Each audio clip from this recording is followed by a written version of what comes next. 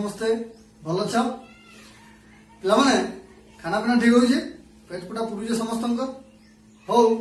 चलो आज खाना पीना पढ़मा खाना पीना आमको सबको खाबार के भल लगसी आम बड़ा मजा नहीं खाएसु तो चलो से लगे आज आम खाना पीना पढ़मा और से पढ़वार आगु चलो आज आम गोटे कहानी सुनवा गोटे गपटे सुनवा गोटे छोट छुआ गोटे छुआटे थिला रीना तार ना हूँ रीना 4 क्लास रे पढ़सी है खाना पीना बेसी भल से करे नहीं से तो से लगी तार ओजन भी बेसी नहीं कि तार डेंगा भी से बेसी नहीं तार उच्चता भी बेसी नहीं कि तार ओजन भी बेसी नहीं तो पढ़ापढ़ी लगी तार मन भी से लगी नहीं लगे पेट सब बोले पूरी रहे नहीं दुर्बल दुर्बल लगती ताके से पढ़वार लगी मन नहीं करे केते बेले भी तो दिनकर कथा कहला ना तार बापा ये सब जिनिस देखले जे छुआटा पढ़वार लगे इच्छा नहीं लागबार किसी काम करवार के इच्छा नहीं लागबार तो से भावले जे का हला जे हमर रीना के ई जिनिस जाको सब होछि अब से बहुत लोग को पचराले जे का हला जे हमर छुआ पढ़वार नहीं तार उच्चता नहीं पढ़वार से का हला दुर्बल दुर्बल होछि से का हला किसी काम करवार लगे भल नहीं पावार इथिर लगे से बहुत लोग को पचराले तो ई सब भितरे दिने तांकर संग सूरज बाबू संग ताकर देखा हला तो सूरज बाबू पेशा रहउजन जने डॉक्टर तो सूरज बाबू को से कहले जे देखो तो आम निरीटा केते बेले खावा लगी इच्छा नहीं करवा जेते बेले देखबो खाली सुचे खावार लगी काम करवार लगी इच्छा नहीं लागबार पढ़वार लगी इच्छा नहीं लागबार बोलजे काना कोले हवा टुकेल डाके तो सूरज बाबू एक कहले ठीक अछि मुई दिने तुम घर के जिमी और पचरामी रीना के काना काना सब होछि तो दिने सकाल सकाल सूरज बाबू घर के पहुंची पड़ले रीना घर था पचराले रीना तोर माँ कहले रीना तक पाखी गला एक रीना के पाखे बसले कहले हौ कह तो तू डेली काना काना खाइसु रीना बोलिक पचार तो डाक्तर को रीना कहला जे काका मुई सबुदिन भात आरु आलू पुड़ा खासी मत बहुत बढ़िया लगसी भात और आलू पुड़ा हेतिर लगे दुईटा जिनिस मु सबुदिन बेसिकली खासी एतक डॉक्टर आज्ञा कहले जे निनी तोर मेन भूलटा होचे हेटा तू जेन सबुदिन गुटे प्रकार खाद्य खाऊचु सेटा ही होचे तोर प्रथम भूल सेथिर लगे ही तू दुर्बल होचु सबु बेले मन रखबू जे मनुष्य के विभिन्न प्रकार खाद्य दरकार थे खाली भात और आलू सिझार काम नहीं मन रे माँ कहले आ कहले तू इतार संगे संगे तोते विभिन्न प्रकार कंचा पनीपरिबा हो आलू संगे संगे मटन चिकेन अंडा जहाँ जहाँ पारुचु खीरी पूरी रुटी सिमिया नड़िया जहाँ जहाँ खाना अच्छे तो सब खाबार के पड़वा साग सांगे नून नूना सब पूरा ठीक से खाबार के पड़वा तेहरू जिगरी तो देही भल रहबा तापर तो रीना बोला जे काहे काका ई सब जिनिस माने दरकार मते मुई तो एतकी नहीं मोर पेट पुरुजे तापर एक डॉक्टर सूरज आया कहले जे सेतकी रे पेट पुरले हले काना हला हमर देही के विभिन्न जिनिस माने दरकार होती खाद्य से प्रकार जिनिस जदि आम देही के नहीं देमा ताहले आम बहुत जल्दी दुर्बल हो जिमा और से सब जिनिस जेनटा कि खाद्य सार कहूँ खाद्य रे जेनटा अच्छे भल भल जिनिस से जिनिस माने गुटे खाद्य नहीं मिले से विभिन्न प्रकार खाद्य मिलसे और विभिन्न प्रकार खाद्य आम लगे विभिन्न काम काना काना ना गुटे प्रकार खाद्य आम देही के शक्ति देसी बल देसी कार्य करने को शक्ति दे थाए और गुटे प्रकार खाद्य आम शरीर के गठन कर देसी बनासी और गुटे प्रकार खाद्य आम शरीर रोग संगे माल लगवार लगे देसी तो ये प्रकार विभिन्न प्रकार खाद्य आम विभिन्न प्रकार खाद्य सार पाइसु और विभिन्न प्रकार खाद्य से लगे आम खाबार कथा मन रखबार कथा जे सबु बेला खाद्य गोटे प्रकार जदि आम खाऊचु ताहले आम से खाद्य सार अभाव रे विभिन्न रोग हवा आम शरीर वृद्धि हो न पारे रोग ठीक से छाड़ी न पारे तो से लगे आम क्या करवा ना विभिन्न प्रकार खाद्य खाएमा कहले सूरज बाबू रीना से सब जिनिस सुनला और से प्रतिज्ञा कला क्रिया कला जे काना ने मुई सबुदिन विभिन्न भेराइटी खाना खाएमी और भात और जे आलू पुड़ा इटा मुई और खाली नहीं खा तार संगे विभिन्न जिनिस मुई खाएमी एक डाक्तर बाबू जे तार बापा के भी कहीदेले जे तुम इटा के विभिन्न प्रकार खाद्य दियो से दिन ठानु रीना विभिन्न प्रकार खाद्य खाइला और आज देखो रीना ताकर क्लास रे फास्ट खेल रे फास्ट पढ़ार फास्ट गीत रे फास्ट सब थी जेन रीना के दिने खावार लगी इच्छा नहीं होते काम करवार लगी इच्छा नहीं होते पढ़वार लगी इच्छा नहीं होते आज से रीना सब त्यागे क्या है जे विभिन्न प्रकार खाद्य खाएगा तो से विभिन्न प्रकार खाद्य विभिन्न प्रकार खाद्य सार पाइला से खाद्य सार तार देह के बढ़िया बनाले बढ़िया रोग प्रतिरोधक शक्ति देले एवं बढ़िया शक्ति प्रदान कले से लगे से आज सबुति आगे तो पिला माने तमे भी खो भल से और देखो तमे भी सबुति आगे रहबो से लगे चलो आज आमे तुमर चतुर्थ क्लास रो 8 नंबर अध्याय पढ़मा आम खाद्य देखमा जे विभिन्न प्रकार खाद्य रे सब काना काना जिनिस माने थेसी जेंटा कि हमको खाद्य के खावा लगे एते इच्छा लागसी एते टेस्टी लागसी और से सब खाद्य के खाइले आमे काना तो इतार द्वारा आमे बहुत बढ़िया लाभ पाइमा काना जे जेन खाद्य आमे खाउजु से खाद्य आमे जानि पारमा हमर देह लगे केते जरूरी और केनता जिनिस आमे डेली डेली खावा କଥା चलो देखमा पिले आमे गोपटरू जानिले जे खाद्य रे थिबा विभिन्न उपादान जो उपादान गुड़िक आम उपयोगी अटे आम आवश्यक अटे से उपादान गुड़िक हूँ खाद्य सार तो खाद्य सार विभिन्न खाद्य सार सब थाए जदिओ सबु खाद्य सार थाए किंतु जो प्रकार खाद्य कौन खाद्य सार मात्रा अधिक थाए से अनुजाई आम विभिन्न खाद्य सार श्रेणी विभाग कर तो पिला माने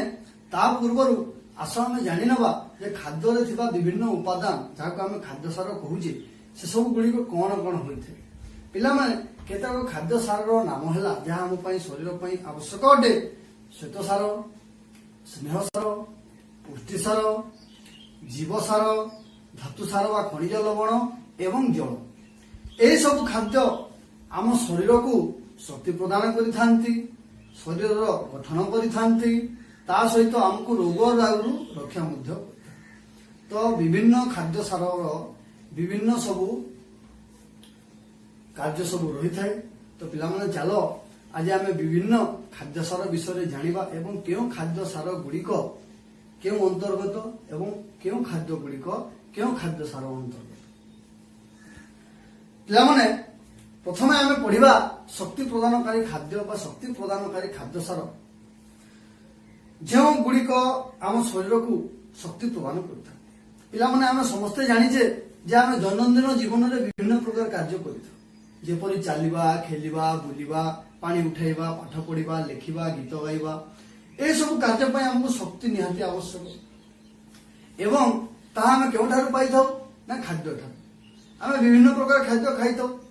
जेपरि भात डाली साग दही रुटी माछ मांस अंडा शक्ति पाई आम विभिन्न प्रकार खाद्य खाइथाउ किंतु केतक खाद्य अछि जहाँ आमको मुख्यतः शक्ति प्रदान करता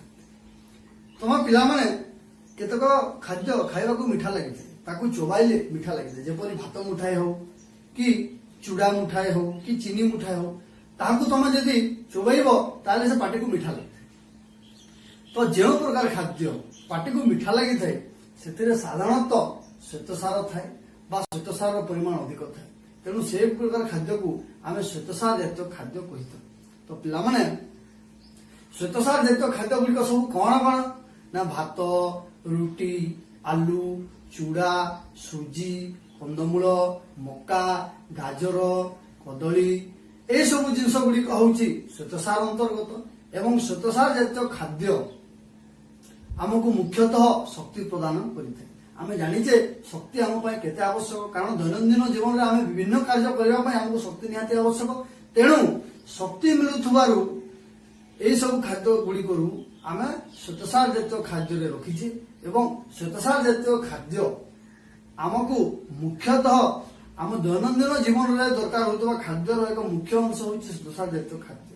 पिलाने तुम जानिच जे जो व्यक्ति बेसी परिश्रम करिଥାଏ से ए श्वेतसार जातीय खाद्य बेसी खाइଥାଏ जेपरि भात रुटी से बेसी खाइଥାଏ कारण से बेसी परिश्रम करुथबारु ताकू बेसी शक्तिर आवश्यक रहिଥାଏ तेणु से बेसी परिमाण रे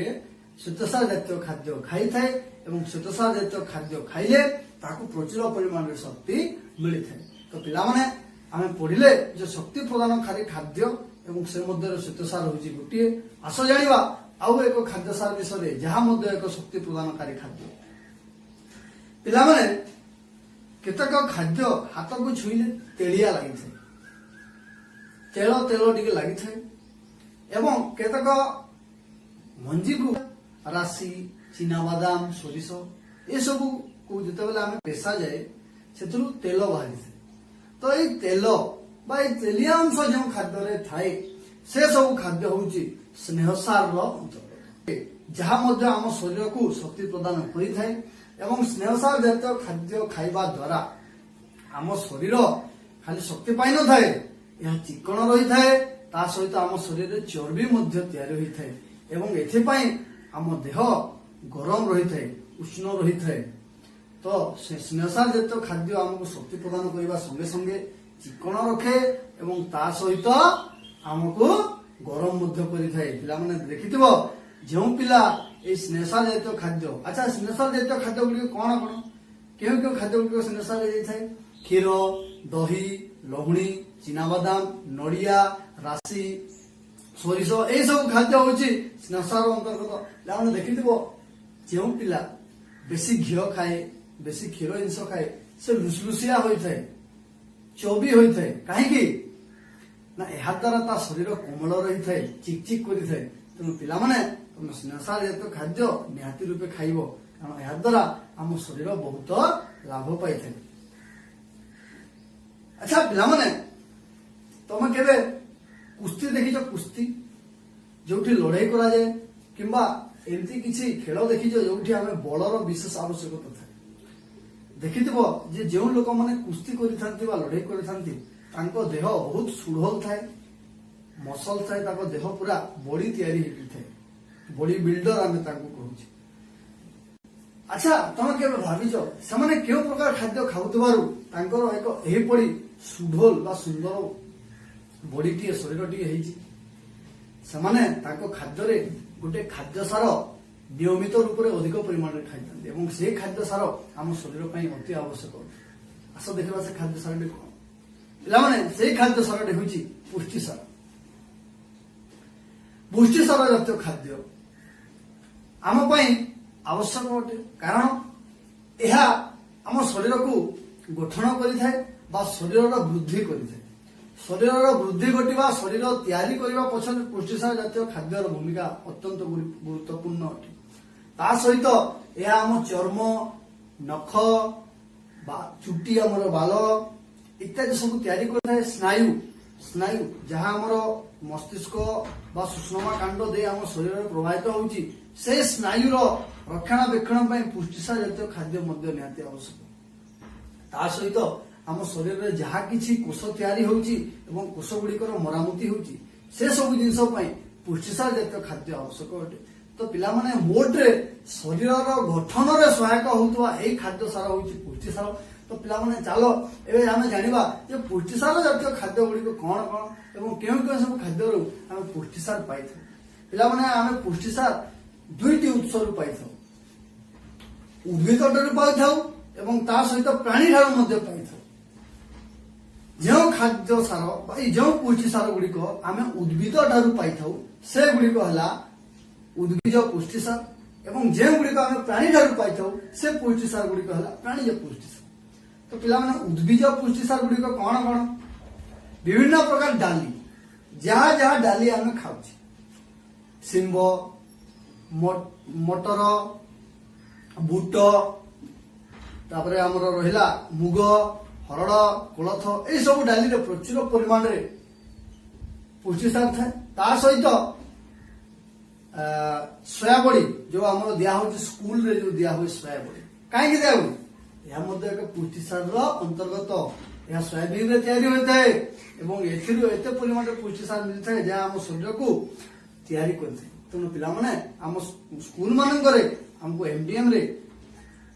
आमर जो डाली सोयाबड़ी एवं ता सहित प्राणीज पुष्टिसार अंतर्गत अंडा मध्य दिया जाए कारण यह द्वारा आम शरीर गठन होता है। तुम बयसर पिला ए प्रकार खाद्य खाइबा निहाती आवश्यक पुष्टिसार जातीय खाद्य। ये तो गला उद्भिज पुष्टिसार। चलो देखा प्राणीज पुष्टिसार गुड़िक कौन कौन पिला माने ए गुड़िक बहुत टेस्टी स्वादिया पुष्टिसार प्राणीज पुष्टिसार कौन कौन माछ मांस अंडा कलिजा ये सब जिनस होची प्राणीज पुष्टिसार एथुरु आमे प्रचुर परिमाण रे प्रोटीन बा प्रचुर परिमाण रे पुष्टिसार पाई थाउ एवं जहाँ आम शरीर को सुढल भाव में गठन करथाय। तेणु पिला माने बयस अनुपात रे आमे पुष्टिसार गोटे प्रकार पुष्टिसार आम खाद्य खाइबा नहीं आम विभिन्न प्रकार पुष्टिसार जातीय खाद्य खाइबा उद्भिज भी खाइबा प्राणीज भी खाइबा या द्वारा आमको अनेक लाभ मिलता है खाली आम मांस खाइले हम ना ता सहित डाली मध्य खाइबा सोयाबीन मध्य खाइबा अंडा मध्य खाइबा तेणु आम विभिन्न प्रकार खाद्य विभिन्न प्रकार पुष्टिसार जमी आमको मिल प्रति आम ध्यान देकरी संतुलित आहार कर द्वारा ही आम आम शरीर आवश्यकता पूर्ण कर पे ये तो गला पुष्टिसार यह एक शरीर गठनकारी खाद्य चलो एवं आम देखा रोग प्रतिरोधक शक्ति बढ़ाऊा शरीर सुरक्षाकारी खाद्य गुड़ी कौन पे तुम जाच केतेक खाद्य मिलुवा खाद्य सार बहुत अल्प होता है किंतु यह आम शरीर पर बहुत उपयोगी कहीं ना से खाद्य सार गुड़िकर परिमाण कम हेले यह आमको एक विशेष जिनस दे थाए कौन ना रोग गुड़िक ठारू आमको रक्षा करे आम शरीर रोग प्रतिरोधक शक्ति को वर्धित करें जहाद्वारा आम विभिन्न रोग सबको आराम फाइट कर से सब खाद्य सार गुड़ी को कह जाए जीवसार बा विटामिन तुम बुढ़ा बुढ़ी को देखिद कही विटामिन गोटे बोतल पीदवा गोटे बोतल विटामिन पीदवा तो मर्म है से कहबार अर्थ है विटामिन मान जीवसार शरीर अभाव जहाद्वारा से रोग हो तेणु गोटे सीसी विटामिन पीदेले विटामिन ठीक हो पुणी जमी सेमती किंतु पिला माने आम आज देखा विटामिन गुड़िक कौन कौन और जीवसार सब आम किपरि आवश्यक तो पिला माने ये जो विटामिन बा जीवसार जदियो अल्प परिमाण दरकार होते ये आम शरीर रोग प्रतिरोधक शक्ति को बढ़ाई तो एटार मुख्य जो उत्स होउछि विभिन्न प्रकार तटका तटका पनीपरिया आम जानीचे तटका तटका फल आलू सारू कंदमूल खाइले हुई बड़ तेणु आम कौन करवा ना विभिन्न प्रकार पनीपरिया खाइबा जहाँ भी तटका तटका पनीपरिया अच्छी टमाटो लेंबू कंचा लंका शिंब साग पालंग साग ये सब प्रकार जहाँ भी अच्छी पनीपरिया भेंडी कलरा ये सब जिनस आम खाइबा कारण एगुड़िक जीवसार उत्स अटंती बा विटामिन सोर्स अटंती तेणु आम ये सब गुड़ी को निश्चय खाइबा ता सहित आउ कण कण सब अच्छी देख क्षीर कलिजा माछ गाजर मूला करमंगा जामुकोली लेंबू यही सब खाद्य गुड़िक जीवसार भरपूर अटंती एवं जीवसार थिबा जोगु ए गुड़िक आम उपयोगी अटंती कारण यह द्वारा आम शरीर रोग प्रतिरोधक शक्ति बढ़ी जाए पिला माने तुम जानिच जे आमको कहीं फल बेसी खाइबा दि जाए कारण फल रे प्रचुर परिमाण रे विटामिन थाए एवं जदि आम फलमूल ठीक हिसाब से खाऊ आमको ज्वर हम ना an apple a day keeps the doctor away माने जदि आम दिन को गोटे सेव खाऊची आमको डॉक्टर पाक जावा आवश्यकता नहीं पर गोटे कथाटी अच्छी है पिला माने तुम जानिच जदि गोटे पनीपरिया को तुम बेसी समय पर्यटन निआरे सिझाइब बा भाजिब से जीवसार विटामिन अंश सब खत्म हो जाए जहाँफल ताहा छुचा खाली खोलपाटा खाइबा तेणु कौन भी खाद्य को आम बेसी समय पकाइबा आवश्यक नहीं बेसी समय रांधिबा नहीं जद्वारा से खाद्य सार गुड़िक नष्ट हो जाते तेणु उपयुक्त समय आसिले से गुड़िक आम निआरु काढ़ी खाद्य आरंभ करवा आवश्यक पिला माने विभिन्न प्रकार विटामिन सब थाए आस देखा केतक विटामिन गुड़िकर नाम सब कौन कौन एवं से सब विटामिन क्यों सब खाद्य आमको मिली था पिला माने केतक विटामिन है vitamin A vitamin B vitamin C vitamin D vitamin E vitamin K एवं ये जो विटामिन तुम देखुच ए सब विभिन्न खाद्य आमको मिली था कौन से गोटे प्रकार खाद्य आम सब विटामिन पाई न था एवं से गुड़िक खाद्य देखा कौन कौन सब पिला माने विटामिन ए आमको क्यों मिली था ना क्षीर लहुणी कलिजा अंडार केसर माछ तेल साग इत्यादि ठारू आम विटामिन ए पाई था एवं यह आम आखि निहाती आवश्यक थाए पिला विटामिन बी आम क्यों पाऊँ क्षीर पाउरुटी डाली कलिजा चीनाबादाम चोकड़ा मिशा अटा एवं माछ यह आम शरीर ଚର୍ମ ପାଇଁ ବିଶେଷ ଆବଶ୍ୟକ ଅଟେ ଏବଂ ତା ସହିତ ଆମ ରକ୍ତନଳୀ ପାଇଁ ମଧ୍ୟ ବିଶେଷ ଆବଶ୍ୟକ ହୋଇଥାଏ। ହେଲେ ଭିଟାମିନ ସି କେଉଁଥିରୁ ମିଳୁଛି? କେଉଁ ପ୍ରକାର ଖାଦ୍ୟରୁ? ଲେମ୍ବୁ, କଞ୍ଚାଲଙ୍କା, ପିଜୁଳି, ଅଁଳା, କମଳା, ତଟକା ପନିପରିବା, ଯାହାବି ଖଟାଳିଆ ଖାଦ୍ୟ, ଖଟାଳିଆ ଫଳମୂଳ ଅଛି, ଆମେ ସବୁଥିରୁ ଭିଟାମିନ ସି ପ୍ରଚୁର ପରିମାଣରେ ପାଇଥାଉ। ଏହା ଆମ ଶରୀରର କ୍ଷତ ପୂରଣ ବା ଆମ ଦାନ୍ତର ସ୍ୱାସ୍ଥ୍ୟ ପାଇଁ ବିଶେଷ ଆବଶ୍ୟକ ହୋଇଥାଏ। ଭିଟାମିନ ଡି ପିଲେ ପିଲେ ଆମେ କୋଉଥିରୁ ପାଉଛୁ? ମାଂସ, ଅଣ୍ଡା, ଛୋଟ ମାଛ ବା ଚୁନା ମାଛ, ଲହୁଣୀ, କଡ ଲିଭର ତେଲ। ଏହା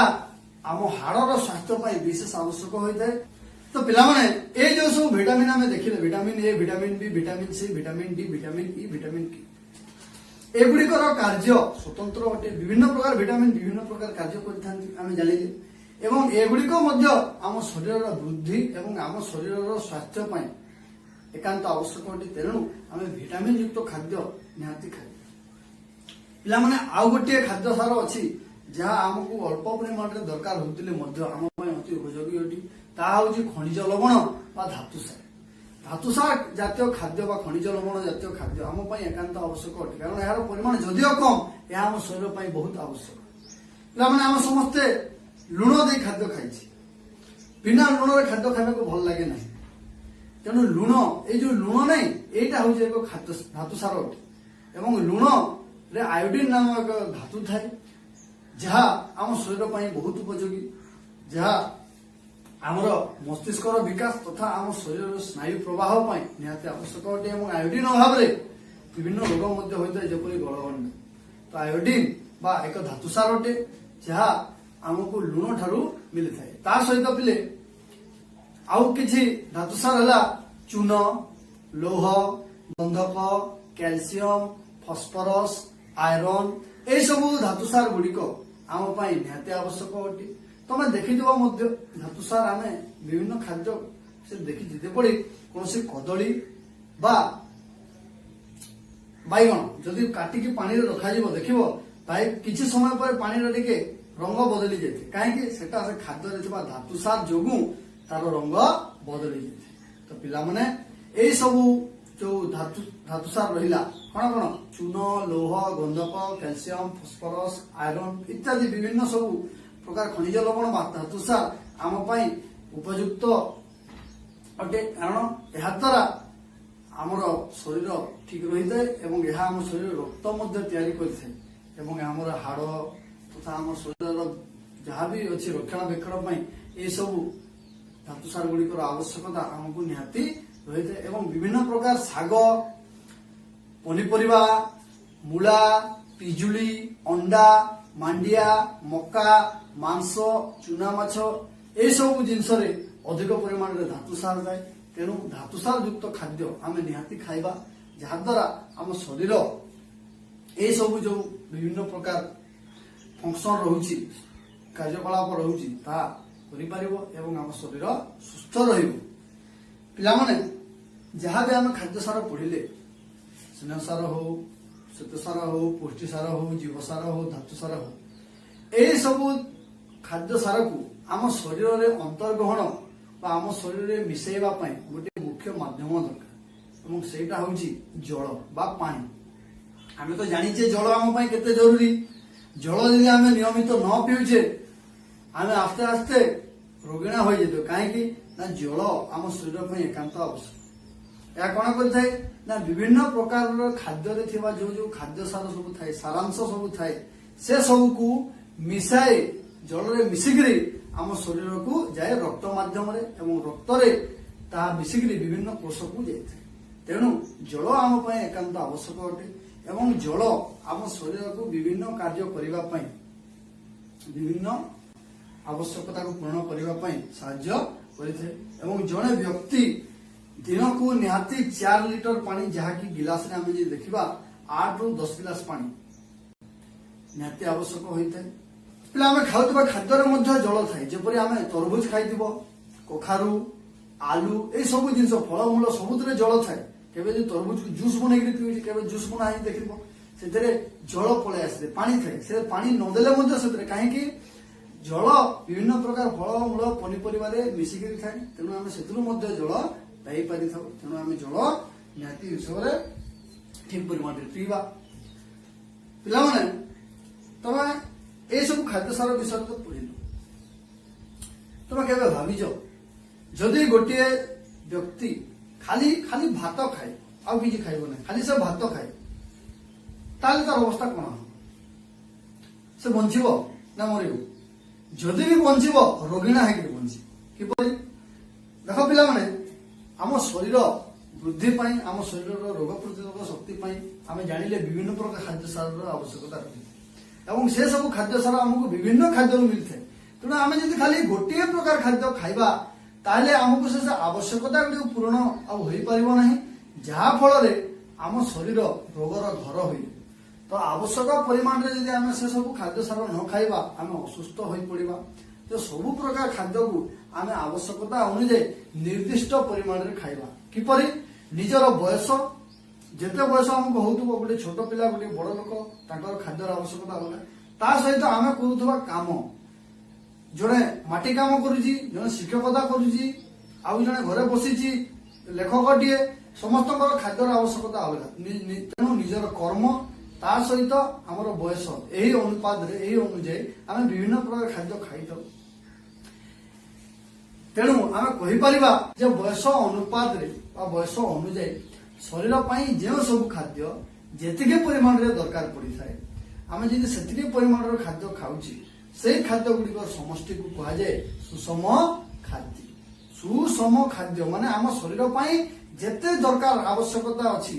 ସେଇ ପରିମାଣରେ ଆମେ ଖାଇବା ଖାଦ୍ୟ, ଯାହାଦ୍ୱାରା ଆମକୁ ବିଭିନ୍ନ ଖାଦ୍ୟ ସାର ଅଭାବ ଜନିତ ରୋଗ ହେବ ନାହିଁ, ଯାହା ଆମେ ପରବର୍ତ୍ତୀ ଶ୍ରେଣୀରେ ପଢିବା। ତେଣୁ ପିଲାମାନେ ସୁଷମ ଖାଦ୍ୟ ବା ବାଲାନ୍ସ ଡାଏଟ ଯୋଉଟା ଆମେ କହୁଛେ, ଏଇଟା ଆମ ଶରୀର ପାଇଁ ନିହାତି ଆବଶ୍ୟକ ଅଟେ। କାରଣ ଖାଦ୍ୟର ସନ୍ତୁଳନ ନ ରହିଲେ ଆମେ ବିଭିନ୍ନ ପ୍ରକାର ରୋଗରେ ପୀଡ଼ିତ ହେବା। ତେଣୁ ଆମର ବୟସ ଅନୁଯାୟୀ ଆମ ଶରୀର ପାଇଁ ଯେତେ ଆବଶ୍ୟକ ରହୁଛି ଖାଦ୍ୟ, ସେଇ ପରିମାଣରେ ଆମେ ଯଦି ଖାଇବା ବା ସୁଷମ ଖାଦ୍ୟ ଆମେ ଖାଇବା, ଆମେ ନିଶ୍ଚୟ ରୋଗୀଣା ହେବା ନାହିଁ, ସୁସ୍ଥ ରହିବା। ଏବଂ ପିଲାମାନେ ତମେ ଜାଣିଛ ଯେ ଗୋଟେ ଛୋଟ ପିଲାକୁ ଆମେ ସବୁବେଳେ କ୍ଷୀର ପିଇବାକୁ ଦେଇଥାଉ। କାହିଁକି ନା କ୍ଷୀର ହଉଛି ଏକ ସୁଷମ ଖାଦ୍ୟ। କ୍ଷୀରରେ ସବୁ ପ୍ରକାର ଉପାଦାନ ସନ୍ତୁଳିତ ହିସାବରେ ଥାଏ। ତେଣୁ ଆମେ ଛୋଟଟି ବେଳୁ କ୍ଷୀର ପିଇଥାଉ ଏବଂ କ୍ଷୀର ସେଥିପାଇଁ ଏକ ସୁଷମ ଖାଦ୍ୟ ଅଟେ, କାରଣ ଏଥିରେ ଥିବା ଉପାଦାନ ଗୁଡ଼ିକ ସନ୍ତୁଳିତ ଅଟେ ଏବଂ ଏହା ଆମେ ନିଶ୍ଚୟ କ୍ଷୀର ଟିକେ ଟିକେ ସମସ୍ତେ ପିଇବା କଥା। ତ ପିଲାମାନେ ଆସ ଦେଖିବା, ତୁମ ବୟସର ପିଲାଙ୍କ ପାଇଁ ଏକ ସୁଷମ ଖାଦ୍ୟର ତାଲିକା ଟିକେ ଦିଆଯାଇଛି, ତାକୁ ତମେ ଦେଖ ଆଉ କଣ କଣ ସବୁ ଜାଣୁଛ ଦେଖ। ଏଥିରେ ନିରାମିଷ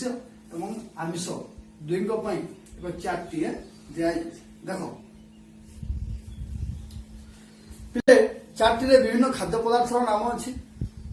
ଏବଂ ସେଥିରେ ନିରାମିଷଙ୍କ ପାଇଁ ଖାଦ୍ୟର ପରିମାଣ ଏବଂ ଆମିଷଙ୍କ ପାଇଁ ଖାଦ୍ୟର ପରିମାଣ ମଧ୍ୟ ଅଛି। ଦେଖ, ଚାଉଳ, ଅଟା, ଡାଲି, ସବୁଜ ପନିପରିବା, ଅନ୍ୟାନ୍ୟ ପରିବା, ଫଳ, କ୍ଷୀର, ଚର୍ବି, ତେଳ, ଚିନି ବା ଗୁଡ଼, ମାଛ, ମାଂସ, ଅଣ୍ଡା, ଏସବୁ ଜିନିଷ ଅଛି ଏବଂ ସେଗୁଡ଼ିକର ବିଭିନ୍ନ ପରିମାଣ ଆମ ଶରୀର ପାଇଁ ଯେତେ ଯେତେ ଆବଶ୍ୟକ ଅଛି। ଦେଖିପାରୁଥିବ, ଚାଉଳ ଦୈନିକ ଜଣେ ପାଇଁ 150 ଗ୍ରାମ ଲେଖାଏଁ, ଅଟା 150 ଗ୍ରାମ ଦୁହିଁଙ୍କ ପାଇଁ, ଡାଲି ମଧ୍ୟ 50 ଗ୍ରାମ, ସବୁଜ ପନିପରିବା 100 ଗ୍ରାମ, ଅନ୍ୟାନ୍ୟ ପରିବା 75 ଗ୍ରାମ, ଫଳ 50 ଗ୍ରାମ, କ୍ଷୀର 250 ଗ୍ରାମ ନିରାମିଷଙ୍କ ପାଇଁ ଏବଂ ଆମିଷଙ୍କ ପାଇଁ 200 ଗ୍ରାମ, ଚର୍ବି ତେଳ 35 ଗ୍ରାମ ନିରାମିଷଙ୍କ ପାଇଁ ଏବଂ ଆମିଷଙ୍କ ପାଇଁ 35 ଗ୍ରାମ ମଧ୍ୟ, ଚିନି ବା ଗୁଡ଼ 50 ଗ୍ରାମ ଲେଖାଏଁ, ମାଛ ମାଂସ ନିରାମିଷ ତ ଖାଇବ ନାହିଁ, ତେଣୁ ତା ପାଇଁ ଆମିଷ ପାଇଁ ହେଉଛି 30 ଗ୍ରାମ ଏବଂ ଅଣ୍ଡା 1ଟା। ପିଲାମାନେ ଆମ ସ୍କୁଲରେ ଦିଆଯାଉଥିବା MDM ଏହା ମଧ୍ୟ ଏକ ସୁଷମ ଖାଦ୍ୟ ଅନ୍ତର୍ଗତ, କାରଣ ଏଥିରେ ବିଭିନ୍ନ ଖାଦ୍ୟ ସାରକୁ ଟାର୍ଗେଟ କରି ହିଁ ଦିଆଯାଇଥାଏ। ବିଭିନ୍ନ ଦିନରେ ଆମେ ଯୋଉ ଦିଆଯାଏ ଭାତ ସହିତ ଡାଲି, ତା ସହିତ ସୋୟାବଡି ତରକାରୀ, ଅଣ୍ଡା, ଏସବୁ ଜିନିଷ ଆମେ ଠିକ ପରିମାଣରେ ଏପରି ମାତ୍ରାରେ ଆମେ ଖାଦ୍ୟ ଖାଇଲେ ଆମକୁ ବିଭିନ୍ନ ରୋଗ ହେବାରେ ଆମେ ବଞ୍ଚେଇ ପାରିବା। ତେଣୁ ପିଲାମାନେ ଖାଦ୍ୟରେ ଥିବା ଖାଦ୍ୟ ସାର ଗୁଡ଼ିକ ଆମ ଶରୀରର ବିଭିନ୍ନ ଅଭାବ ପୂରଣ କରିଥାନ୍ତି। ତେଣୁ ଆମେ ସମସ୍ତେ ଚେଷ୍ଟା କରିବା ଯେପରି ଆମେ ସନ୍ତୁଳିତ ଆହାର ଖାଇବା ଏବଂ ସୁଷମ ଖାଦ୍ୟ ଖାଇବା, ଯାହା ଫଳରେ ଆମ ଶରୀରରେ କୌଣସି ରୋଗ ହେବ ନାହିଁ, ଆମ ଶରୀର ସୁସ୍ଥ ସବଳ ରହିବ।